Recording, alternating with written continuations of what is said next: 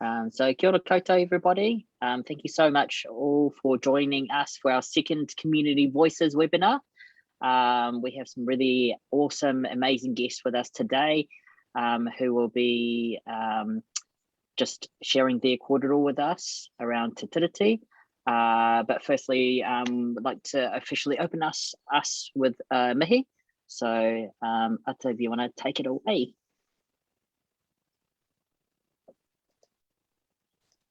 Tēnā rā koe Aram, ngā mihi mai o haki a tātou katoa kua hui mai nei I tēnei rā.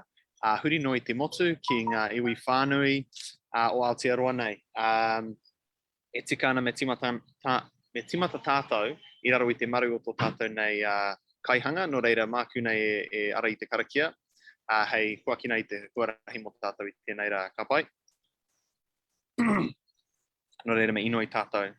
Tēnei te ara o Ranginui e tuake nei, tēnei te ara o Papa Tuanuku e takoto nei, tēnei te ara o Ranginui Raua ko Papa e takoto nei, kia rarau te tapu wai o tāne ki raro, tēnei te pō nau mai te ao, karangatia te ao e piri, karangatia ko tāne e piri, e tata whakamaua kia tina, tina, kuie, tai. No reira, kia ora mai tātou katoa. Hello and welcome. It's a pleasure to be sitting here today to be able to facilitate this discussion alongside Aram and to really get an understanding of different perspectives and stories, I guess, when it comes to our idea of Te Tiriti and how we use it and see it and believe it impacts us every day. A little bit about, I guess, me is, so I'm one of the facilitators here at IACT along with Aram and our wonderful team, and we were tasked with building a more inclusive Aotearoa and what that looks like. And I guess at the heart of it, the treaty was kind of something that kept coming up as a theme. And so what I'll do is I'll hand it over to Aram to discuss kind of the background of IACT and then how we got here, and then I'll call upon everyone to introduce themselves. Ka pai. Cool. Thank you, Ata. So Inclusive Aotearoa Collective Tāhono was started at 2019 with Anjan Raman. And so that partly came out of, what happened with the massacre of Christchurch, but also after going on the road last year where ICT held many hui around the country. And the themes that came out were around inclusivity and feeling a sense of belonging as well. And so from that, we were hired, the likes of myself, Ata, and a few other project facilitators, where we've been developing our constellations. And so we have three main areas that we have been developing and looking into, and also going into regional settings as well to activate these conversations, but also action plans as well. So some of these have been, one of our constellations is Te Toto Kei Roto, a treaty that resonates with us all. Media as allies around community voices, but also how media can have a better positive portrayal of different community groups. And then the third is having important conversations. What does that look like? What does that mean? How is it shaped? And how can we go forth from these conversations as well to have, real good action plans around how we can disseminate discrimination, how we can talk about anti-racism within our whānau, our communities, our organizations, our work, and anti-discrimination as well. So yes, I'll just leave it at that for now. But it would be cool if, Ata, did you want to introduce yourself briefly?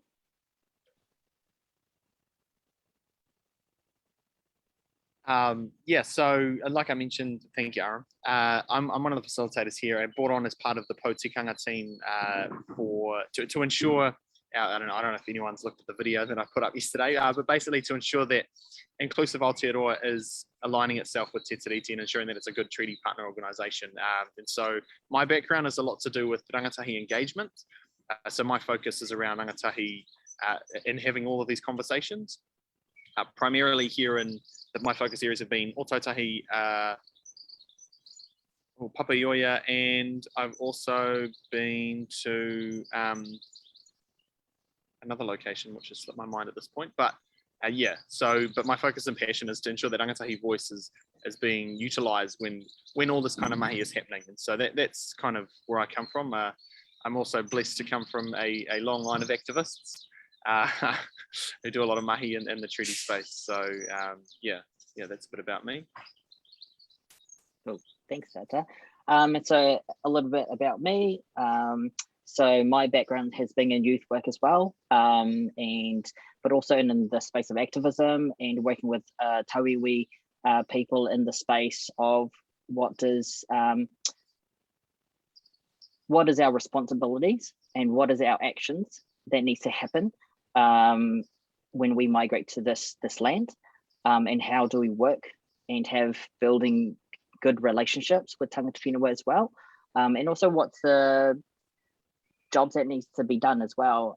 So that's been one part of it. Myself and Mikesh are connected through Asian Supporting Tīnaranga Tiratanga that have been in the forefront in a lot of actions in the past, but also doing a lot of educational pieces to educate our own communities and developing resources in that way as well.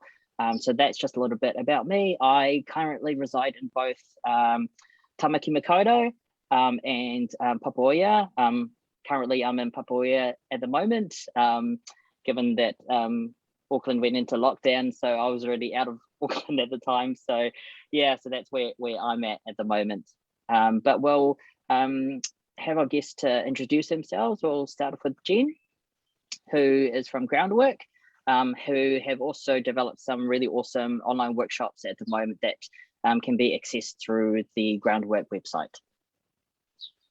Tēnā koutou katoa, tuatahi mihi ki ngā kaiwhakahaere o te hoinai, mihi kia korua, kia koe hoki a tamutua karakia ki te whakawāteo ai tēnei wāhi mō tātou. Mihi mai oha kia koutou kua hui mai nei, mō tēnei kōrero I te ahi nei. Ko Jen Margaret tōku ingoa I tipu aki au ki Ōtautahi ki te whanganui Atarau e noho ana nainei, Pākehā hou. Tēnei te mihi kia koutou. Lovely to be here. Thank you for the invitation to be part of this conversation. Really looking forward to being alongside the other speakers this afternoon.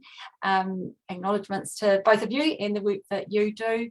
I hail from the Canterbury Plains and now resident in Te Whanganui Atara, but acknowledge mana whenua in both where I was raised and where I reside now, and have been involved in Te Waitangi education and part of the networks of Tangata Tiriti involved in this mahi for, I keep saying 20 years, but it's been longer than that now. So began in Ōtautahi, was part of networks in Tamaki Makaurau when I lived there, and then involved in doing education work here in Te Whanganui Atara and around the country. So really looking forward to being part of this kōrero. Kia ora. Nā mihi kia koe. Mikesh, would you like to introduce yourself and also part of the works that you've been doing with Tangata Tiriti, Asian Supporting Tīnaranga Tiratanga, and also Mātaki Mai? Yeah, thanks, Aram. Tēnā koutou katoa, ko Mikesh hou.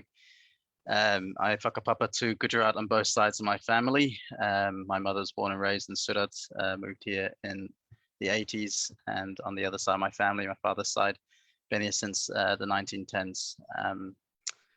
Extend my mihi to Ata for your karakia, and also to the organizers of this event. Great to be here, and I'm looking forward to the conversation.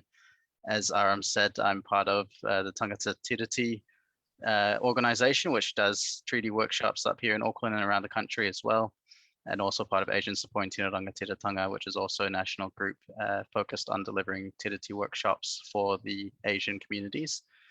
And I'm also part of the Tauiwi Mō Mātiki Mai network, which is Tauiwi doing our bit to support and move forward the aspirations and aims of the Mātiki Mai report, which was released in 2016. So yeah, that's just a taste of what I do, and very happy to be here. Thank you. And we will move on to Bill, who is the kai whakahaere of Pautikanga of the National Iwi Chairs Forum. Just one thing, Bill, today is quite a significant day, as it's also the anniversary of He Whakaputanga. If you could give us a brief background around what a significant day today is that's leading to Te Tiriti. Kia ora tātou katoa, tautuk ngā mihi ki a korua hei whakahaere, hei whakarite tō tātou nei oi. Nō reira koutou rā, e whakarongo mai nei, e titiro mai nei, tēnā koutou, tēnā tātou katoa. Kia korua ngā partners in crime, both of you, welcome, ngā mihi nui kia korua. Probably my biggest claim to fame is that I'm Atarau's grandfather, and but I do as Aram has said, that I do work with the National Iwi Chairs Forum, and I am the kai whakahaere of Pautikanga, which is the arm of the National Iwi Chairs Forum that actually is driven by Mātiki Mai and constitutional transformation. And we do work programs around that, which will come out as part of the discussion. Mātiki Mai was sort of driven by three historical documents. One of them was the Hei Whakaputanga, the other one was Te Tiriti, and the third one was the Declaration on the Rights of Indigenous Peoples. And today is the celebration of He Whakaputanga, and which was signed in 1835, and in essence, it really talked about Aotearoa actually having an established form of authority. In one of the texts, it talks about sovereignty, and the other talks about mana i te whenua. But it basically said that it was probably the first attempt that our hapu and iwi made to act collectively, and the effect of that was to create a portal for Te Tiriti being negotiated. It was the entity that was established was called Te Whakamininga o ngā hapu o Nuterini, and basically the English text for that was a Confederation of Chiefs. And it was on the 28th of October that it was signed. I think we've got to remember that a declaration only needs one party, and it basically says that, you know, this is who we are, this is what we stand for, and that sort of thing. And this declaration's got 4 articles. It first of all makes a statement about who the Confederation of Chiefs are and about their authority and leadership. The second one, it sort of puts a stick in the ground about tino rangatiratanga or sovereignty. And as I said, it refers to mana i te whenua as the terminology for rangatiratanga in 1835. The third article talked about the fact that it would meet in autumn of every, I think it was regularly, I think it might have been autumn of every year, for just off the top of my head, I don't remember now, but to meet regularly to make laws and to negotiate peace and to set some policies for trade, do those types of things. And the interesting thing about that Article 3 is it actually calls on the southern tribes to put aside their animosities and join with the Confederation. I wonder if that still happens today. Anyway, just a thought. And then the fourth article just says that, you know, we've made this statement and we've got we're building a relationship with the King of Britain, and we'll send him a copy as well. So those were the 4 articles to do with the declaration. The declaration was, you know, like the Te Tiriti, it was sort of buried for years and years and years. And in about the 90s, around 1990 or something, a number of us gave it a bit of prominence. We put it in the we took out ads in all the newspapers and put a copy of it in there, which caused a bit of a stir for a while. And we had events on the waterfront that sort of drew a bit of light on it.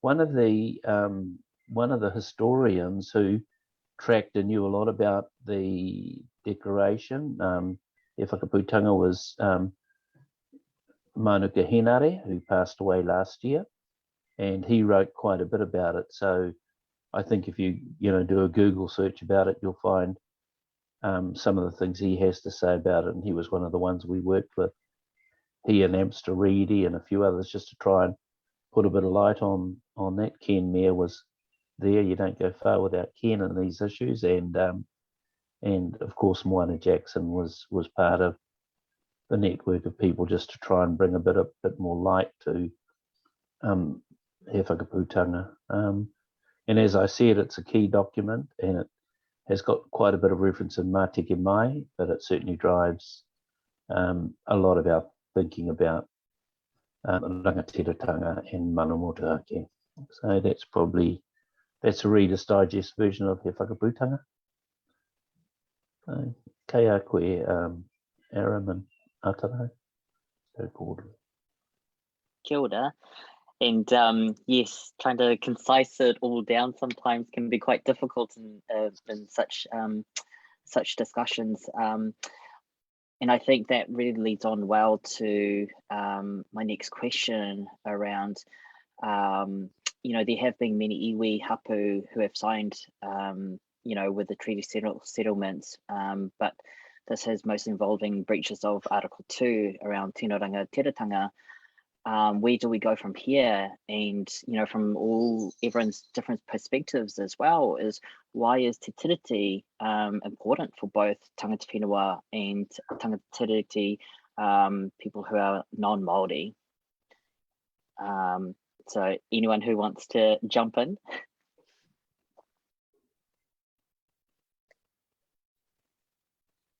Let's start off on that one, maybe. Mm. Yeah, come back.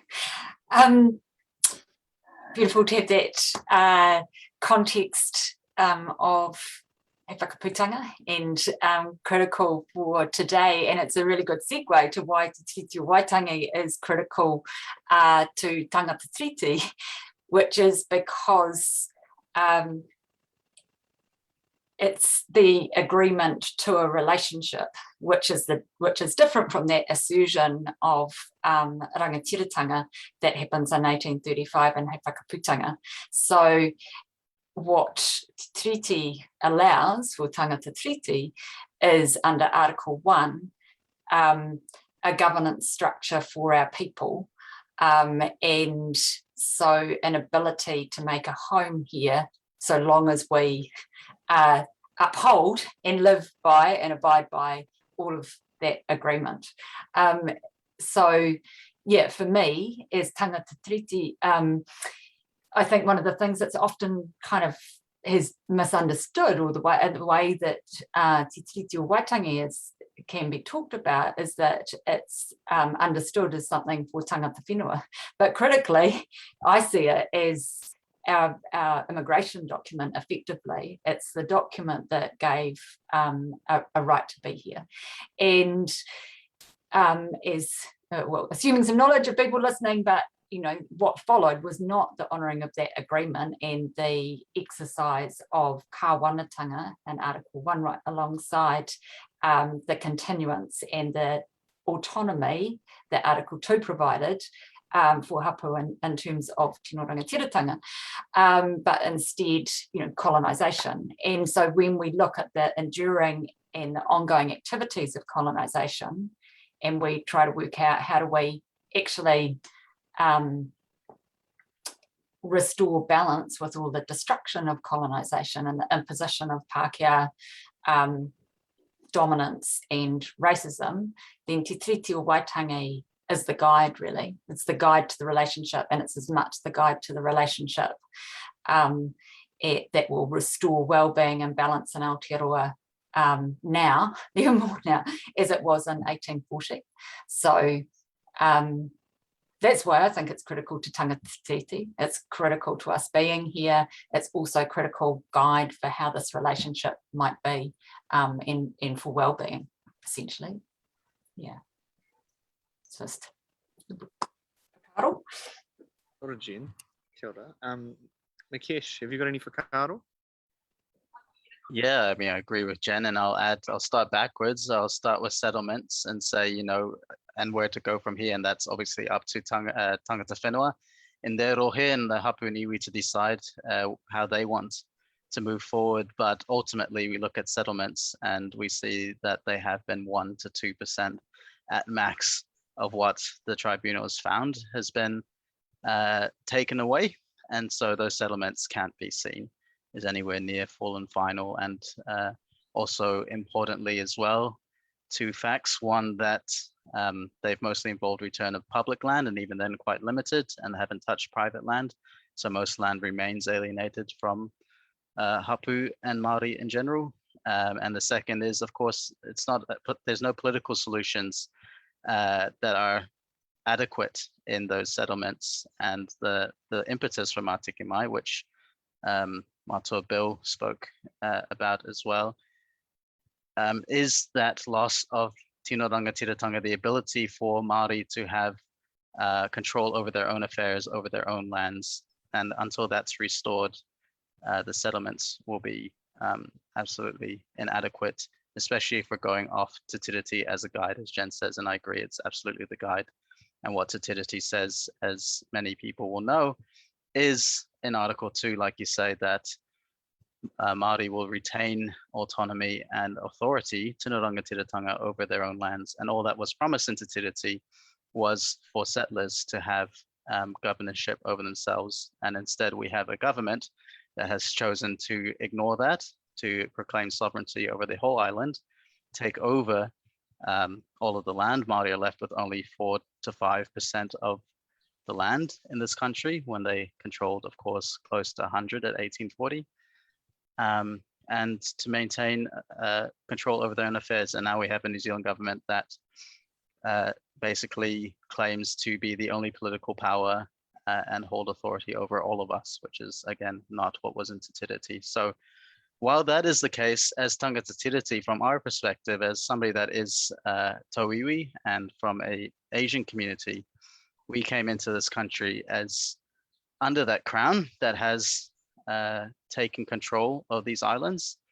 And given that, and living on these stolen lands under this political authority, while that is the case, every day we breach Te Tiriti, and therefore it is our duty to oppose it and to make sure we do the best we can to make sure that that situation is overturned and restore authority to Māori, because the consequences for them have been awful, and therefore the consequences for all of us has been awful. And restoring that is also a beautiful opportunity to do something new and better for all of us as well.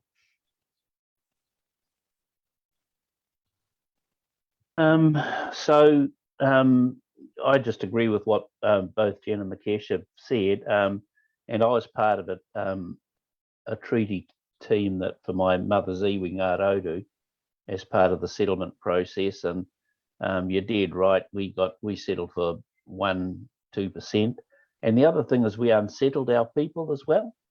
So it wasn't really a settlement. In many ways it was an unsettlement, because people knew that we didn't get what we were entitled to, or based on rights. But we settled on that on the basis of it giving us enough to, strengthen our rangatiratanga at an iwi level. And that's not always easy, particularly when you've got factors that, the diverse range of people that appear in every community. I think the biggest focus for us now is about strengthening rangatiratanga. It's about strengthening the rangatiratanga of hapu, whānau, iwi, Māori organisations, and marae. And that's our job. That's a job for Tangata Whenua. But there is a role for the Crown and Tauiwi to play. and we constantly tell the Crown that they don't need to empower us. We empower ourselves, and but what they need to do is they need to enable us, because one of the imbalances is where resources sit, and the enabling is about provision of resources, which include knowledge, skills, systems, data, money, other tangible resources as well. And the relationship should be about an enabling relationship. And the enabling relationship should be at the authority level and should be based on rights, not on needs. Although I'm not saying not on needs, but I'm saying it should be primarily on rights. And your first right is to have your needs met. And so I think that sort of role in strengthening rangatiratanga needs to be universally understood and acted on. The other thing is that colonisation isn't dead; it's still alive and healthy, and the vision for Mātike Mai is to recognise kāwanatanga, particularly if it is responsive to rangatiratanga, and it's not a situation where kāwanatanga trumps rangatiratanga. That's not, and neither is that Mātike Mai vision about rangatiratanga trumping kāwanatanga. I think in all senses it's about growing those independent entities, and also about not just growing them, but also about building that relational sphere, so that how we get on together is really based on those things that are good about rangatiratanga and those things that are good about kāwanatanga. One of the big things about strengthening the rangatiratanga is about kotahitanga, and it's about bringing ourselves together. And we have a history of attempting to do that mainly for the benefit of outsiders. So one of the main reasons for Te Whakamininga in 1835 was to create a portal so that outsiders would know who to talk to when they came here. And then we have a whole raft of national entities that have been formed, so that we've got the Kohimarama conferences that happened shortly after the signing of Te Tiriti. We have the Kotahitanga movement, we have Kingitanga, we have a whole number of them. And in the 1990s, there was a Maori Congress, and all of them have tried to create a national entity with the main purpose of making it easy for the Crown to deal with us. The whole purpose of the national entity wasn't for it to be the ruler or anything like that, because that's not how rangatiratanga works. Rangatiratanga works about enabling whānau hapuiwi to make their decisions. So, and the latest national organisation to do that under its own mana is the National Iwi Chairs Forum. The Maori Council, for example, is there under legislation, and although it does a good job, it doesn't have its own mana motuhake. The National Iwi Chairs does, and it has, at the moment, it's drifting towards having a sort of a constitutional relationship with the government, but we'll see how that goes, because sustainability of those relationships is pretty important. But the big thing is about really about the work we're doing to strengthen rangatiratanga and revitalising those taonga that Mikesh, you talked about, that were lost during colonisation, revitalising te reo tikanga kawa, revitalising our relationship with our whenua, kaitiakitanga, and that sort of stuff. And I think one of the difficulties that happens is when you come up with those ideas, one of the things that government has a good habit of doing is capturing the concept. So that, for example, in the Conservation Act, they've got kaitiakitanga, and when it comes to the court, the definition that they have of kaitiakitanga trumps what happens, the local interpretation of what the kaitiaki role is. So there's some tensions that are created there. So colonisation is still alive and well. I better stop there. No, that was great. I'm just going to do a brief summary, but thank you so much for that, Bill. It's really great to always hear you speak. That takes us into that depth as well, and more understanding. So from what I had heard was, as Tangata Tiriti, this is an immigration document of our rights to be here, but also what was not followed in the agreements that was not followed for us to be here. But also moving forward for Hapu Whānau Iwi to, they are the decision makers moving forward in restoration, and so for Māori to retain authority and autonomy, but also as for Tauiwi, our responsibilities to recognise the consequences of colonisation and be on the pathway of restoration, and what is our responsibilities. But also what I'm hearing is also, was not a settlement, like you've said, Bill. It was the unsettlement in the what was perceived of the entitlement to these processes, and also what moving forward the biggest focus around strengthening rangatiratanga for whānau hapu iwi and Māori organisations from Māori for Māori. And bringing a sense of kotahitanga and bringing people together for the benefits of outsiders, but also on a journey that is already happening around revitalisation of taonga that has been lost, and through that process as well, bringing back the reo, more understanding around tikanga kawa, and the connections with whenua. So yes, I hope I did a good summary there. So far, but that's what I had jotted down so far. Yeah, and I guess we know that it's one of the most significant historical situations that and documents that are still talked about in Aotearoa today. And so I wonder if we were to take a future lens, and I'll start with you, Bill, if that's okay, and leading on to this next partai around how can upholding Te Tiriti or Waitangi help a shared vision, or help build a shared vision for a more inclusive Aotearoa? Well, I think there are a couple of aspects to that. The first one is about inclusion. There's so much about Te Ao Māori that really tells us who we are as New Zealanders.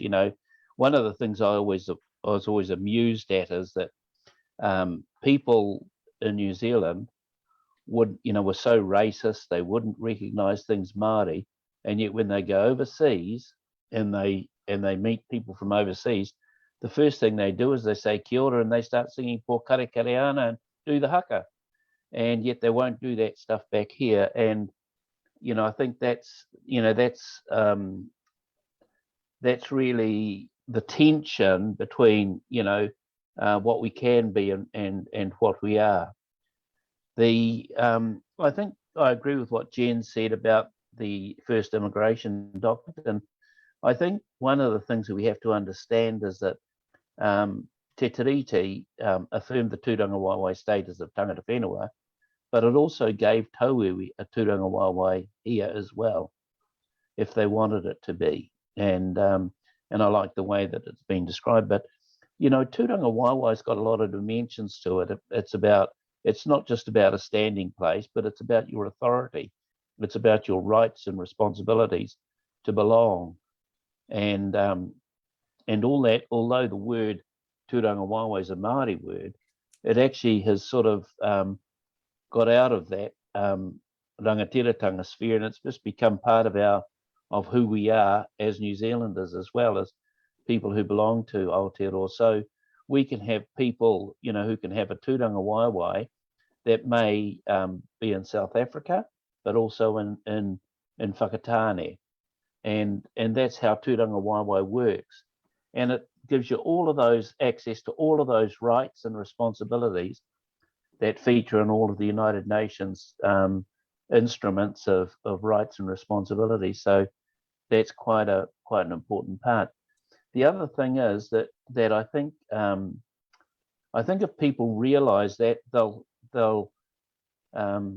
they won't have a fear of the treaty. And I think fear of the treaty and fear and ignorance are the two things that sort of block the treaty being enacted. And that goes at government as well, that they're scared of it and they don't know much about it. But I think if we get rid of fear, it'll actually open up the mind to knowledge and better understanding of it. Just going back to the vision, what it could actually do is that I think through Te Tiriti, we could actually, all whānau can reach their potential as New Zealanders. You know, we can have if we understand what the rights and responsibilities of Te Tiriti are, we can have our basic needs met. We can have our basic rights met. We can work together to have some of those other higher level rights and responsibilities agreed to. But probably more importantly, the treaty is the basis for achieving our potential, working together, bringing in some of the concepts of monarchy alongside love or freedom and all of that sort of thing. So incorporating some of those values that are understanding the potential of whanaungatanga and our connectedness, whether it's part of my Scots whakapapa or just my Ngāti Kahungunu Ngārauru Ngāti Raukawa whakapapa. But we all have connections, and they can be because we've all lived in Auckland, or we've all lived in Christchurch, or we've got a daughter who lives there. And actually learning the importance of making those connections will help us understand who we are and what we can actually do together. No, I think I'll stop there.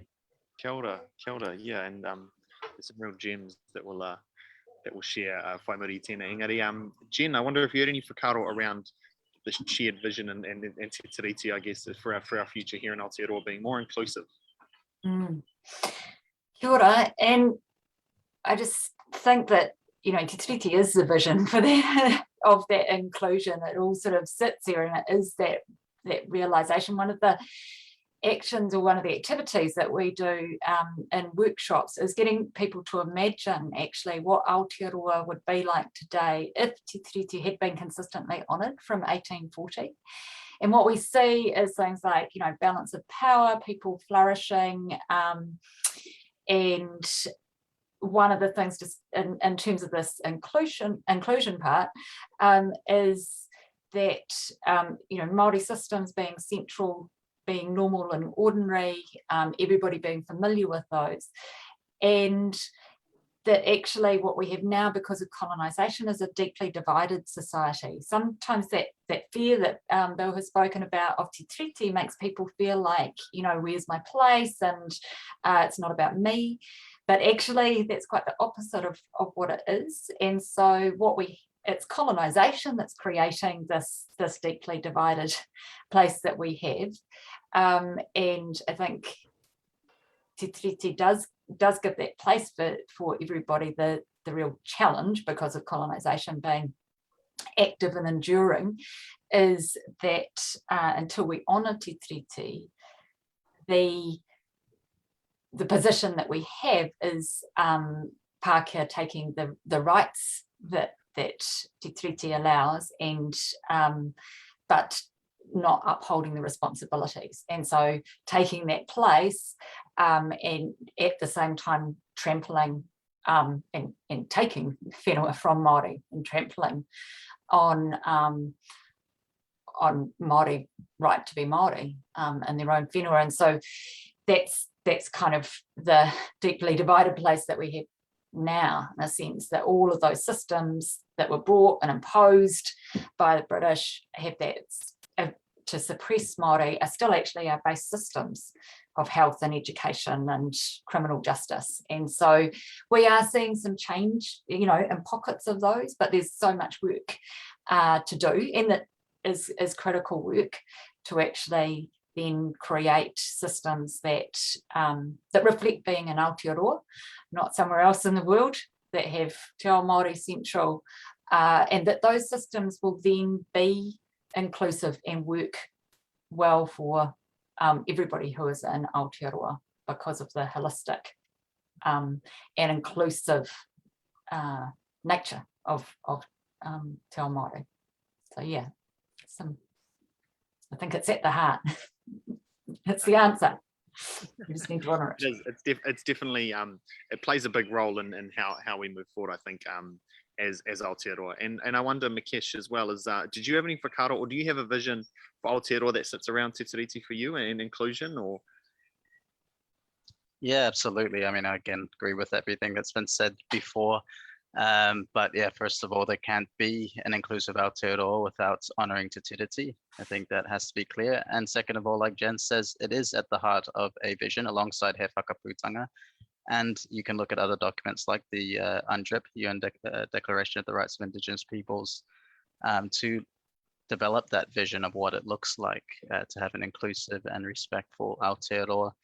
And one elaboration of that vision that we've already talked about is Mā Tiki Mai. And I think I really highly recommend to people, if they want to see what a vision for what Aotearoa could look like by 2040, if everything goes well, what an inclusive Aotearoa could look like is in that report in its bare bones. And the exciting opportunity of that is that by using that Te Tiriti basis, we can carve spaces for all peoples in Aotearoa, and not just the two, what people often consider the two parties of Te Tiriti, which is Pākehā on one side and Māori on the other side. But there's also then space to carve out spaces and people to people's relationships between other communities and tangata whenua as well, which is something that's been denied to Tohi of colour that have come to this country, who have been brought in by this colonial system, often an extension of systems that have colonized us in other places around the world, and forced, in the case of my own ancestors as well,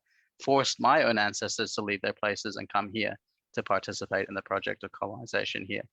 So absolutely, as Jen says, we suffer from this, and disenfranchised Pākehā as well suffer from the totalitarian nature of this colonial government and systems that we have. And coming up with a new system based on Te Tiriti offers an opportunity to all of us to reimagine what we want our relationships to be to tangata whenua, to the land, to each other. And that gives me great hope to think that that's possible. And like Jen and Bill have said, the hospitality of Māori to people who came here before Te Tiriti was signed, welcoming Pākehā here, having a flourishing relationship, and not just Pākehā as well. I did research for a Te Tiriti workshop recently. Indians were on board ships, Africans were on board ships that came here in the 1700s and 1800s, and 3 or 4, possibly up to 20 Indians jumped ship during that period and went and lived with Māori. Were adopted as them, lived amongst them, married Māori, had Māori children. And, Māori have, so this relationship is not just between Pākehā and Māori. We've had relationships going way back as well. And second of all, we have those examples of hospitality and inclusion and diversity in different parts and different systems around the country, different hapu. That flourishing diversity of systems and systems of adoption, of sharing, of knowledge, of trade, of working together, the wakaminenga that Bill mentioned, such a fantastic example of collaboration. Those traditions of working together collaboratively and consensually rather than the adversarial parliamentary system, the oppressive extractive systems that we have at the moment, have hold for me the vision for a future that is much more inclusive for all of us. Kia ora, kia ora, kia ora koutou. And I think just in terms of some of the things that came through from your kōrero, you know, this ability to achieve potential, not just as individual, well, for whānau, hapu and iwi, you know, but individually and as a nation, I think is really, really vital to the inclusion that we all hope to have one day. And I use the word hope because that is something that, you know, there is work that is going on, and we all know this. And I think one thing that you said, Jen, was that there is change happening, and it's in the pockets, right? But there is still ongoing work that's going to need to happen.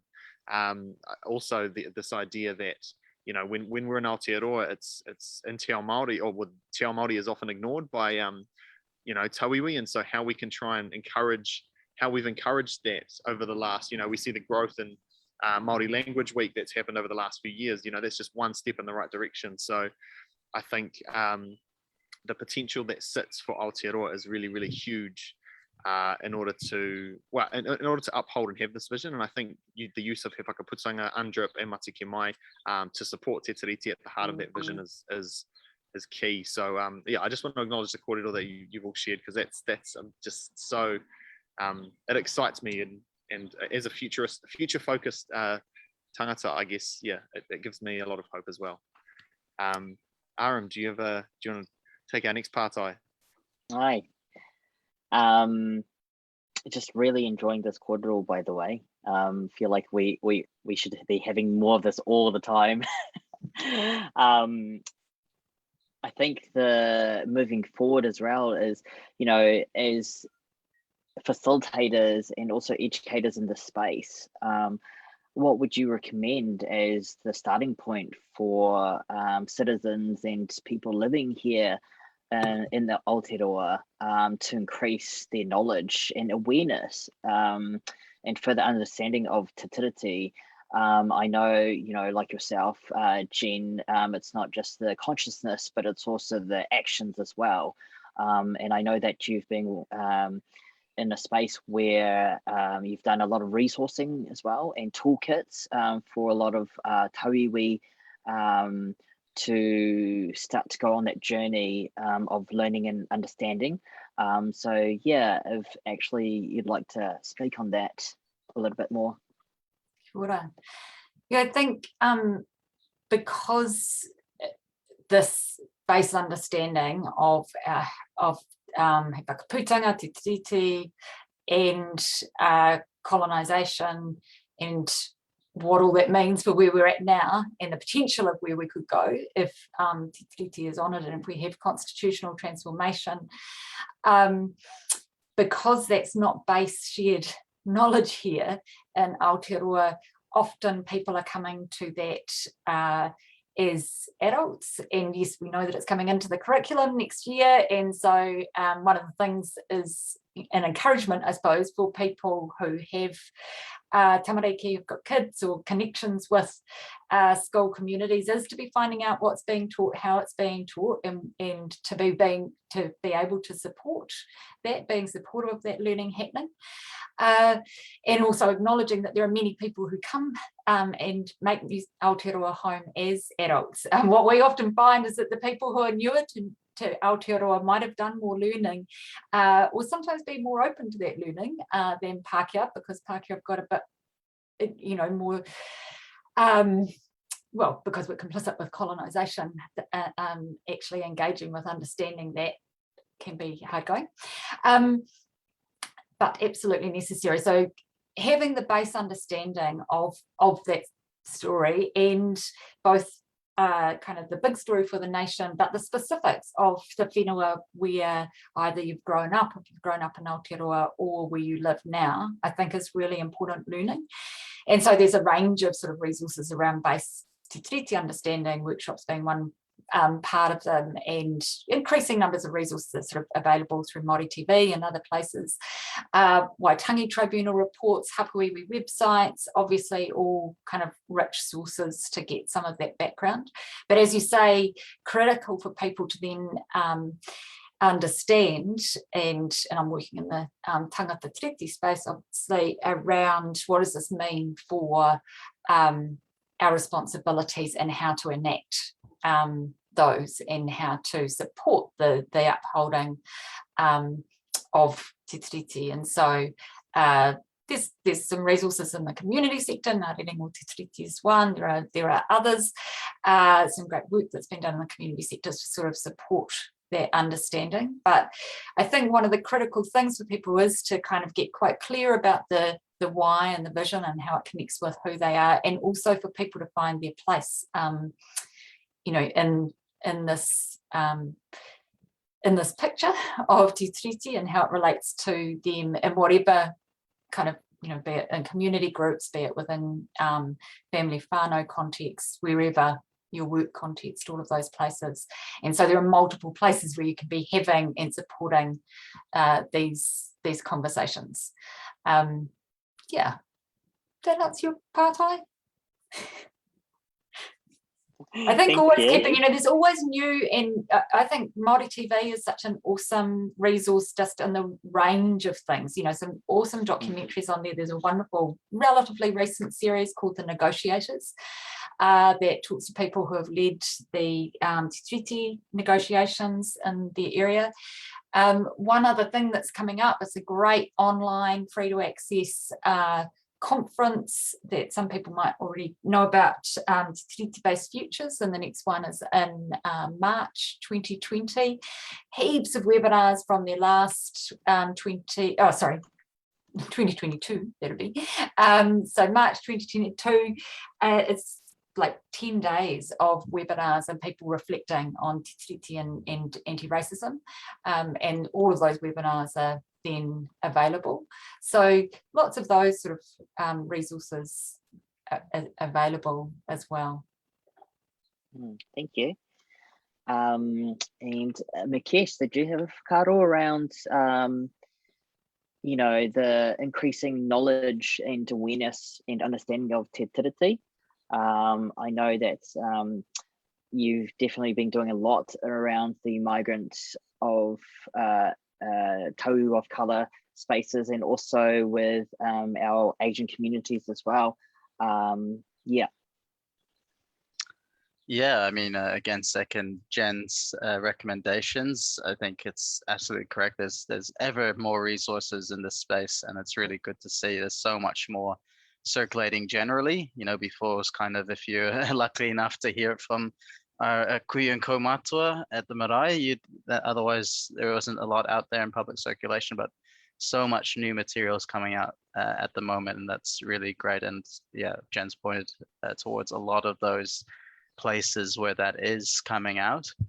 As a starting point though, for Toiwi especially, I would say go to a Tiriti workshop if you can, and it's not a plug necessarily, but just because I think having that broad picture of colonization, that relationship before and then what happened after, is a really good basis to have a start with the big picture and then fill that in with detail rather than getting little pieces here and there. I'm seeing more and more people come with little pieces of knowledge that don't necessarily make sense without the bigger picture and the context and understanding what Te Tiriti said, and Te Tiriti in the context of he whakaputanga and the global context of colonization as well. So I would really suggest, you know, if you're looking for a starting place, go to Te Tiriti.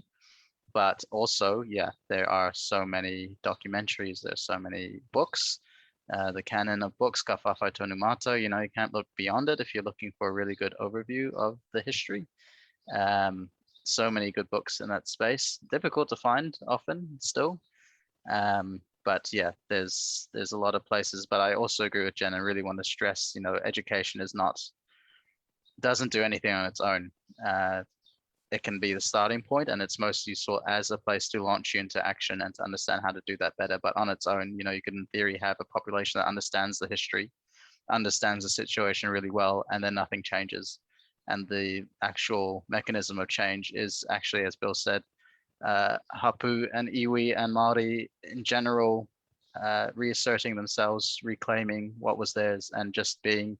And the job of the rest of us is to get out of the way where we're in the way, and support where we can. Transfer resources, absolutely essential. You know, the resources that if you do have any resources, giving as much as you can over to Māori to support that is incredibly important. So yeah, education is important and understanding, but ultimately there needs to be action. It's not enough on its own. Thank you so much for your whakaaro, Mikesh.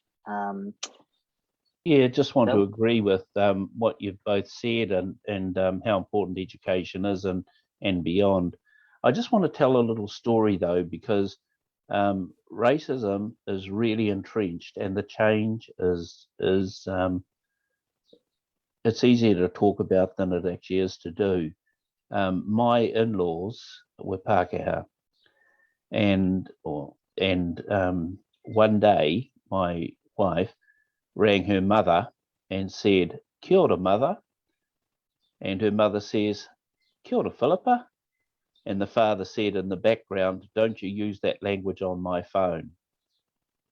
Now that he had teenage children, grandchildren who were Māori, and yet that was his comment.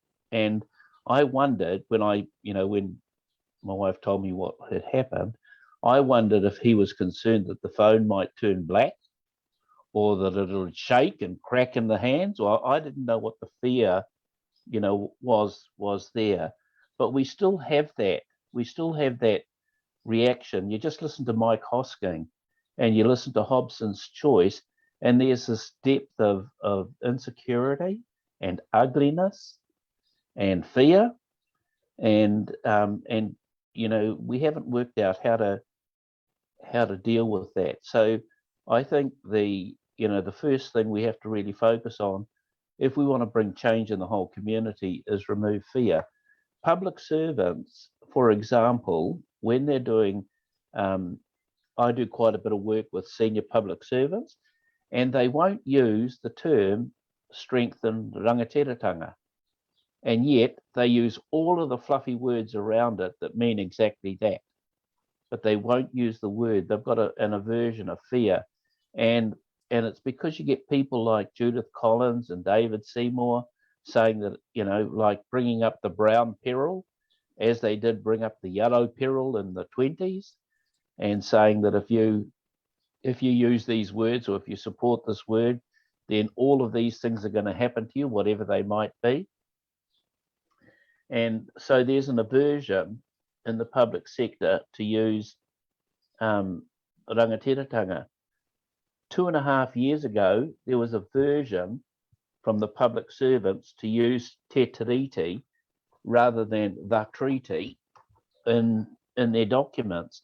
And we had a meeting with Kelvin Davis, and we said, why are you afraid of using Te Tiriti? And he said he's not. He uses it all the time in the house.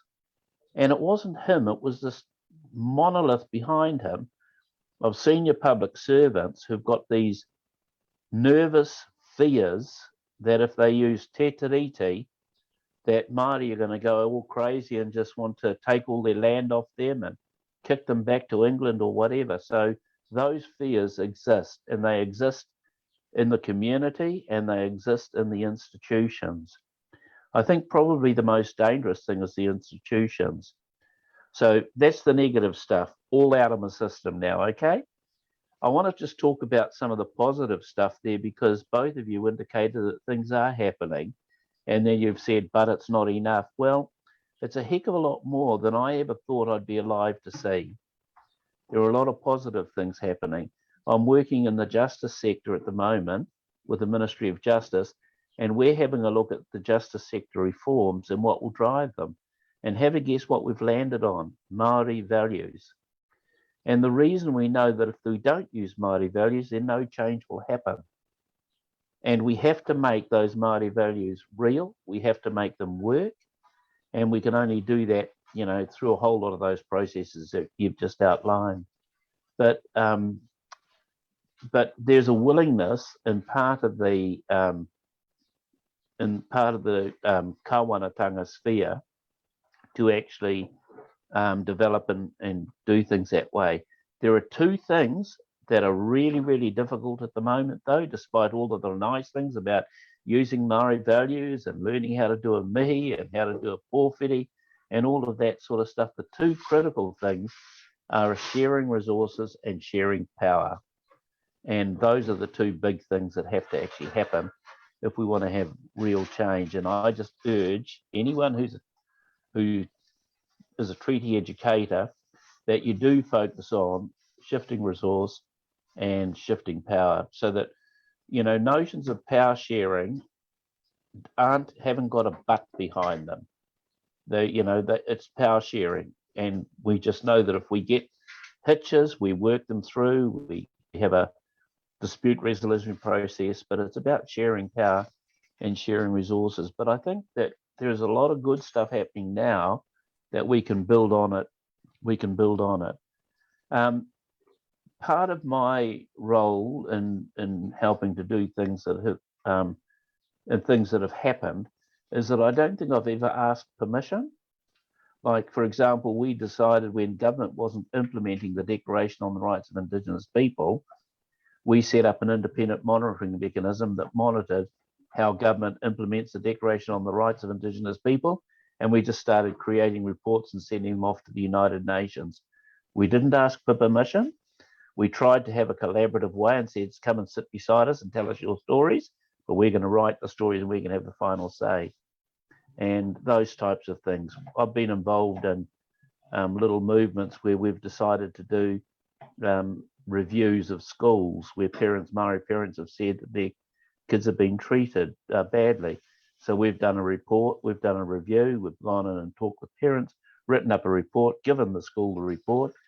And if they've been difficult, we've gone to the media about that sort of stuff. So, and which they haven't liked, and nobody's liked that except probably us, because we made change.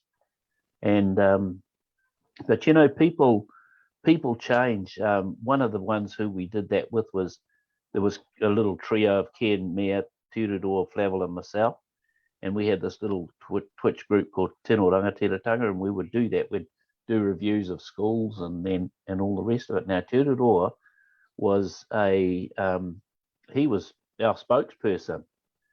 Ken was the stirrer, and I was the one in the background doing the planning and stuff like that. And but when Tiriti was a minister, and we asked him to help us implement the monitoring report, he didn't. He wouldn't do it. So we had to wait until the Naya came into government, and now we're working alongside this government to generate monitoring reports on the implementation of the declaration. But there are things to build on, and there's a long way to go. And I think once I want to go back to fear again, and I think a big thing is tūranga waiwai. And the other thing is, when we're doing treaty education, we actually have to make the learning about Te Tiriti easy. You know, I'm not one of the people who advocates for doing, you know, workshops and making people feel guilty and beating up on themselves, because I don't think we have to do that. I just think there's something in the makeup of New Zealanders that if they know the truth, they act fairly. I think, you know, whereas in America, freedom is their big value, I think in New Zealand, generally, unless you're the National Party, and generally, fairness is what we're about, and how we describe fairness is the bit that we change and differ on. But I think if we're well informed about things and it makes sense, then I think New Zealanders act very, very fairly. So I think we can build on that. He whakaaro nui ho. Hilda, I think that's really great. You know, just there is so much more knowledge and resources out there. You know, the likes of yourselves, each and every one of you have been such a cog in that, to be producing, but also educating and circulating these informations. And I think, you know, Mātua Bill, you know, making Te Tiriti accessible and understandable is really key and vital for many of our communities as well. So I really appreciate that. And also, you know, there is so many things, like, you know, many of you have mentioned Māori TV. You know, there's so many programs around connections with with tauiwi and tangata whenua, and relationships, and awesome programs on there all the time. That's just I love them. And with the change of the curriculum next year, these are exciting spaces, and definitely there's so much more to go. I remember when I started to venture out to be a baby activist, and I remember my thoughts at the time was, I was looking around me going, oh, where are all the Asian activists, and slowly by little, there was 1, 2, 3, and then 3 turned into 6, 6 turned into 20, 20 turned into, now we've got, all in up and down the motu, and that sort of momentum have just been, really awesome and incredible that, people are hooking on and going out there to, do more learning for themselves in various forms and shapes and mediums and ways, from the internet to books to the TV, but also, just building that relationships with people too. So just really wanted to acknowledge everyone that your whakaaro today, and sharing your knowledge as well in what you've been doing. And I think, the importance around, now that we are building those knowledge around, what Matua Bill was saying around the resource sharing, the power sharing, all of those have to come together, and, for us to be enacting and actioning as well. And I think, one of the key things that I've heard from this kōrero today is, cool, what can we do? What is the actions going forward? So yeah, I really appreciate that kōrero with all of you today. And just wanting to throw it out there if there's any final comments before we close off today.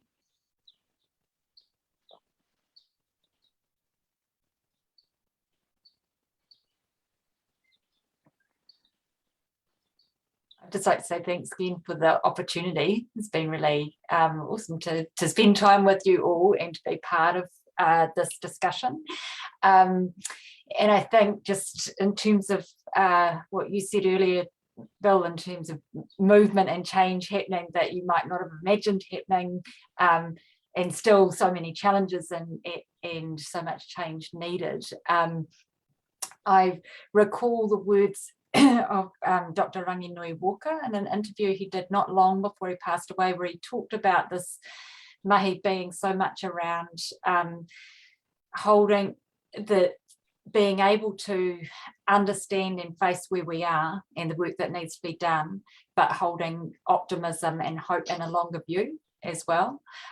So I do, there's a lot to do, which means that means that we can all engage. It needs all of our efforts, and there's a place for everyone to contribute to a Te Tiriti honouring Aotearoa, and knowing that that is a place of hope and well-being for us all is something that is sustaining and in this mahi, I think. So, kia ora koutou. Yeah, just to end as well on a note of optimism, that I do truly believe we can achieve constitutional transformation and honour Te Tiriti fully by 2040 or around. I think it's possible. I think the level of change, as both of you pointed out, has been incredibly fast in the last 20, 30, 40 years. There's been so much change in the right direction, which I also would not have imagined. And it can happen really quickly. Look at the example of Iu Mātau, and how that shifted narratives, how that made all of a sudden that type of movement possible. That gives me Iu Mātau, that's another place to go to if you want to learn. It gives me incredible hope as a vision and a microcosm of the future of this country. So yeah, thank you for having us and for having this discussion. So one of the things that's happening, by the way, Tautoko, it's been great sharing the platform with everybody here today. But just by way of where we've got to, is that in February at the National Iwi Chairs Forum, one of the agenda items is a conversation between the Crown and iwi on how kāwanatanga and the rangatiratanga will work together. Now that's a big, big leap for this country. And I never ever thought I'd even see people in the same room talking about those things working together. But that's what's being planned there. And my final comment is probably to do with a comment I heard the other day when I was facilitating a workshop about Indigenous rights, and there was this queer who was sitting there, and I've known her for years. She was a teacher when I was in the union, and she just said she listened to all the kōrero that was going around about 20 people from Kapo Māori, from Blind Māori, New Zealand, and she just said, I have one thing that makes my heart sing. All of these young people who know the stuff, and they'll make it happen. And I think I just endorse that. I think there are just so many young people who are doing things in a positive way, and that they will make the change happen. So just want to put a bit of pressure on rangatahi. Us old people, we've had enough. Your turn. But ngā mihi nui ki a kōrua ki Inclusive Aotearoa Collective Tāhono for hosting this webinar, and good luck with the development of your constellations. And I hear good reports about some of the things that are happening. So kia kaha tonu. Kia ora tātou.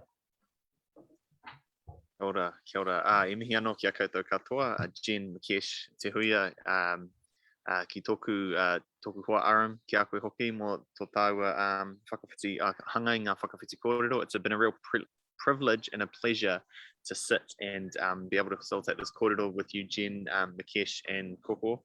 Sorry, Bill. Sometimes I like to slip into that. And to everyone who got to watch today and enjoyed the kōrero, I hope there's something you can take away. I know one of the things in the realm of rangatahi, there's an expression used called whaiwahitanga, and I think there's the spectrum of rangatahi, right? There's those ones who are actively doing and seeking and who are passionate about this kaupapa, and there are ones who are so who aren't so sure, and there are ones who are just so far removed. And I think being able to have that whaiwahitanga and creating conversations like this to create space where they can be curious, they can ask questions, they can understand a little bit more, but also the access to resources that they have. You know, you talked about all these different avenues of learning, and I think that's something that builds on that kind of fear and ignorance, right? Don't be afraid, and don't ignore it, because it's actually there, it's accessible, you can do it. Nō reira, that's kind of my wero to everyone watching, and to all of us to keep doing what we're doing. And yeah, I thought I'd just mihi anō kia koutou katoa.